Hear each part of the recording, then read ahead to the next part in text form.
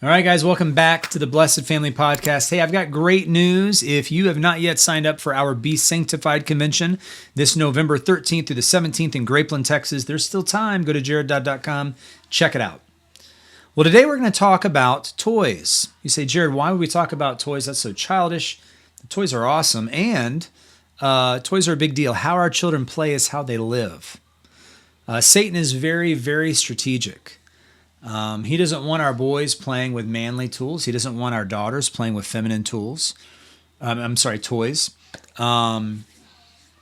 He doesn't want you as parents to realize and be strategic in these things. Man, these formative years, growing up, games like Cops and Robbers. Yeah, being a robber is bad, but we took turns being the cops. But Cowboys and Indians. How we play is about, shapes how we view society. It shapes how we view right and wrong. It shapes how we view what's important. And focusing on our daughter's dolls is a big part of that. The enemy knows we need to not be unaware of his schemes. History has always seen in every culture daughters having dolls. I mean, you can go back to early cultures. They found... from the time of, what was that?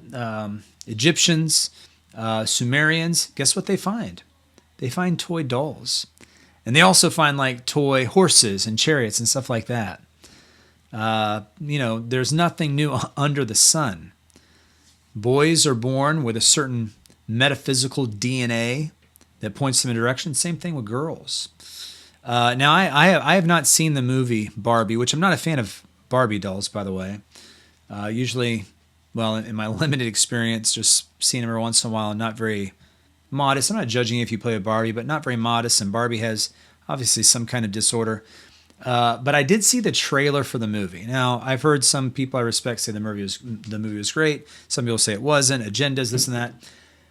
But the trailer was very interesting. At least the trailer I watched, it was these girls playing with what I would consider historical dolls. And then they started smashing them. And to be fair, I'm not sure what the message of that trailer was. But I will say this, it's just my opinion, that people who hate God, people who hate biblical womanhood, biblical femininity, I don't know if they're that excited about modest, beautiful dolls. Dolls that really point girls to being moms. They might be excited about dolls that instead of children to the daughter are kind of more like peers and are immodest and things like that. But the enemy definitely doesn't want men growing up with their minds on husbandhood and fatherhood, and he doesn't want daughters growing up with their minds on wifehood and motherhood.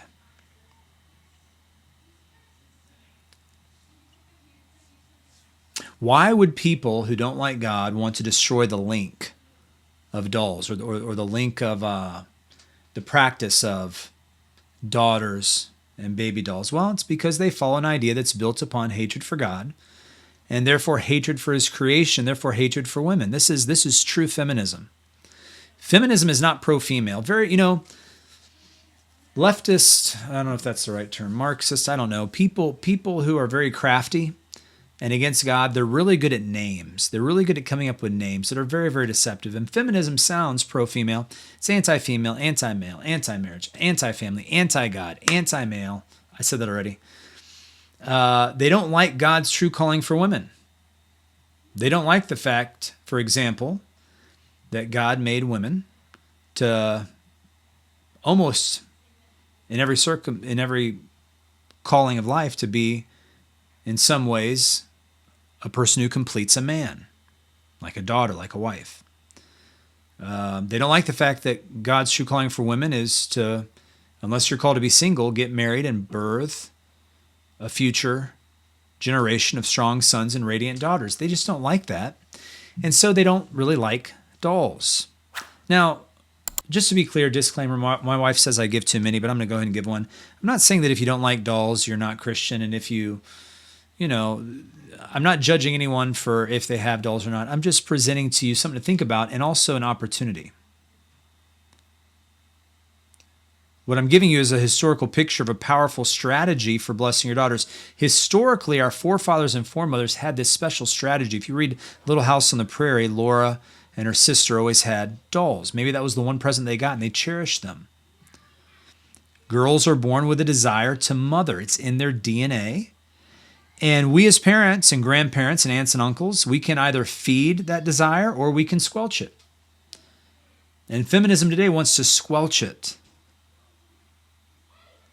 Why do feminists, this is kind of a tangent, but it's in my notes, I'm going to go with it. Why do feminists love animals so much? Have you ever noticed that? How we've kind of separated the adoration and the revolving our lives around children with pets. Now, there's nothing wrong with animals, nothing wrong with pets. Pets are great, animals are great. But perhaps it's because the reason why feminists love animals is because there's still a motherly instinct. They have to do something with it. Why do many feminists become librarians, school teachers, things like that? Because they have this thing and they don't know what to do with it. They want to care. They want to nurture. They want to provide. They want to take care of something. I want to read to you a section from one of my favorite books, Les Miserables. It's just a little paragraph. And this is when Jean Valjean is going to rescue Cosette. And Cosette is a poor girl, very, very mistreated. Listen to this. As birds make a nest of anything, children make a doll of no matter what. While Eponine and Azelma were dressing up the cat, Cosette, for her part, had dressed up the sword. So there's this play sword, and she's using it as a doll. That done, she had laid it upon her arm and was singing to it softly. Singing it softly to sleep.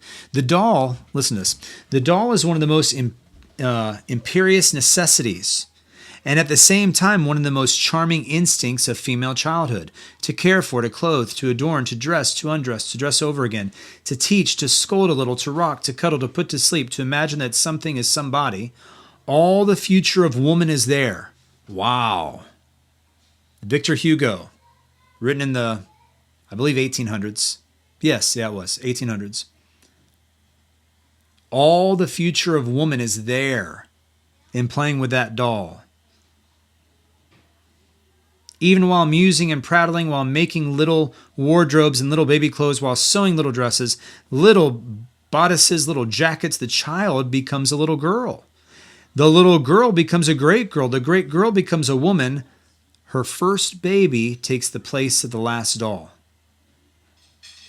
So these girls take care of these dolls, and they get older and older, and then their baby replaces their last doll.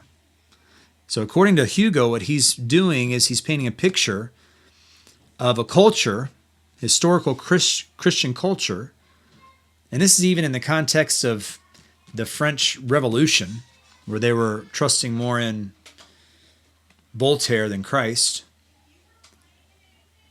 And he's talking about how from the time they're born through motherhood, grandmotherhood, for their whole life, there are babies, there are dolls. And then he says this last sentence, a little girl without a doll is almost as unfortunate and quite as impossible as a woman without children. Let me say that again. A little girl without a doll is almost as unfortunate and quite as impossible as a woman without children. Now, what's fascinating about that statement is today, the idea of it being impossible to see a woman without a child, things have changed, haven't they? Times have changed. But don't worry, we're going to get back there because people are starting to realize life without children gets pretty lonely. I can almost guarantee you in the next couple of decades, there's going to be studies that come out, there's going to be documentaries, there's going to be books written of people that chose this dual income, no kid lifestyle. And now they realize, wow, maybe we didn't make the right choice. A lot of things are going to change. A lot of people are going to come out with, all the transgender movement and all this kind of stuff, homosexuality, and they're going to come out and say,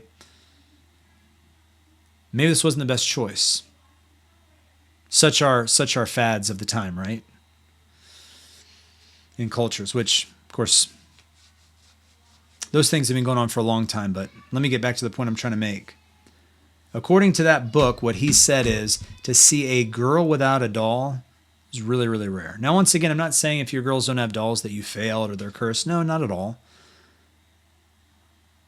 I'm just saying this is something every culture, I mean, this is where even historical pagans got it better than some modern day Christians. Every night I tuck my 4 younger daughters into bed, ages 2 through 10. And every night, they are more excited for me to tuck in and kiss goodnight their dolls than themselves. So we have, Ivy has her own room. The 4 other girls are in a room with 2 bunk beds. And I come in to tuck them in, and they're all handing me their dolls, which are supposed to be my granddaughters. And I pray and I kiss and we pretend. And then I, of course, tuck them in and kiss them. But they love it. They love Daddy, Grandpa, tucking in their dolls. And this is something they came up with themselves. But now it's become this thing that I just adore. They long to be mothers. They long to be wives. And we pray almost every night. We pray for their future husbands. I say, do you want amazing, godly husbands? Yes, Daddy. Then you must be girls that love Christ. And they smile and they light up. Now feminists would just hate that. But as I've often mentioned to you on this podcast, feminists, bless their hearts, female feminists, they see Christian homemakers and they loathe them and yet envy them at the same time. They see a Christian woman with her home to manage and her child or her children. And the feminist despises that and yet longs for it to be a woman so fulfilled, so provided for, so protected, so blessed, and so fulfilled. See, the poison of feminism can brainwash you, but you still have the image of God inside of you, which pulls you in a certain direction, so it conflicts. So, in conclusion, don't shy away from getting your girls beautiful lifelike. Let me start over. So, in conclusion, don't shy away from getting your girls beautiful, lifelike, modest dolls. Don't buy into the idea that that's archaic or it's weird or whatever. No, it's beautiful. Get them the most beautiful dolls. Talk to them about their dolls. Help them change the clothes. Get them in love with being moms. And you may just be fueling something that God put into them. Love you guys. We'll see you next time. Bye-bye.